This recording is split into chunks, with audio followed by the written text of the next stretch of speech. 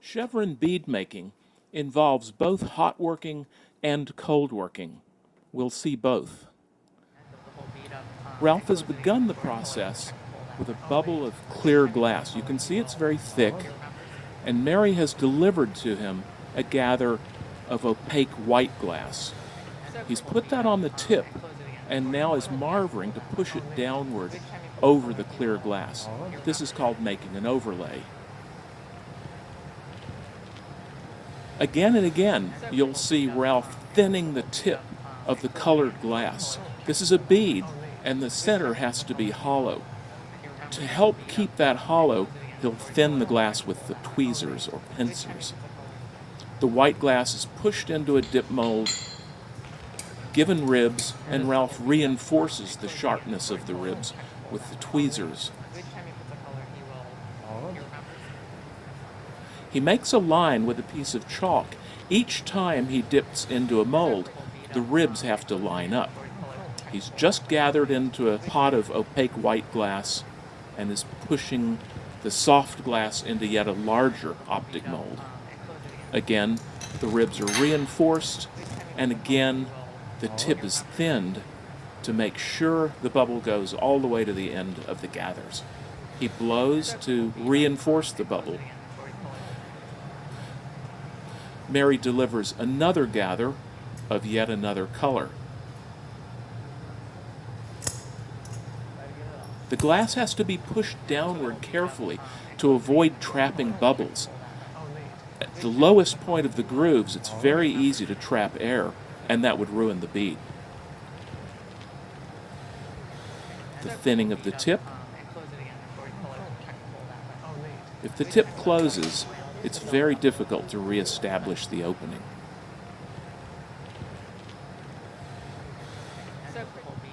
You can see that this most recent gather of glass is still very soft. It's reheated and then plunged into another bigger dip mold or optic mold. The chalk line helps him align it correctly.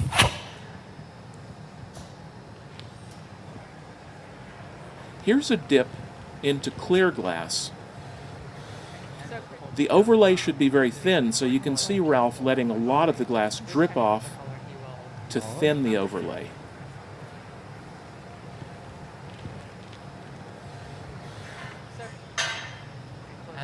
More manipulation to keep the void right to the end of the glass, trimming away the excess.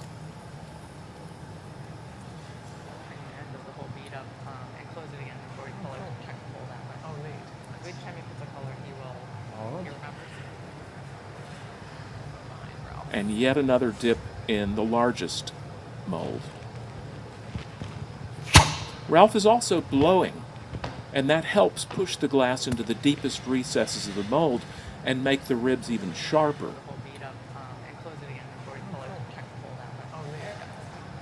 Mary's delivering a rather huge gather of the final color to the outside.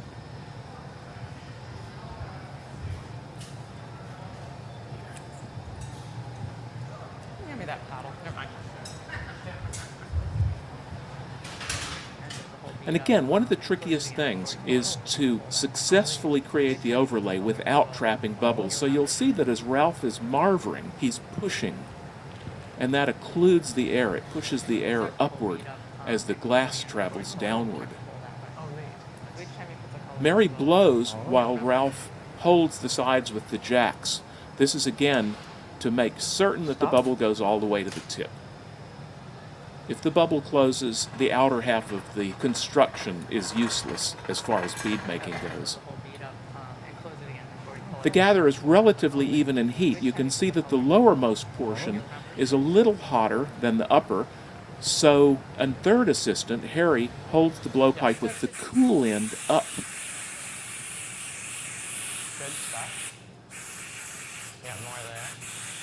Mary blows air where the cane is beginning to thin excessively, and the draw begins.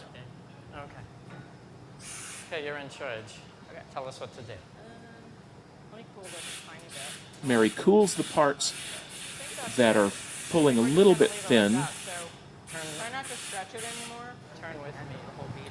and the cane is cut into segments. Each time you put the color, he will. Back here, and the end of the whole bead. Because chevron beads require a lot of cold working, the cane has to be carefully annealed. If it's not annealed during the cold working, the bead will shatter. Next to the cold working, and it's done in two segments. This is the roughing in of the shape. This is done on a rather coarse diamond wheel. The bead is given its overall shape. The outer layers are ground through to reveal the ribs. The second part of the cold working process is the refining of the surface and the polishing, and that's done in a vibrating device. Oil is added. Grits of two different porosities are added. 600 grit and 1000 grit are mixed together as the beads vibrate, gradually wearing away the surface. And this gradual wearing away reveals the colors at their truest. And the final step is polishing in the vibrating device. And the final product is a cane that, with a lot of cold working, will become a chevron bead.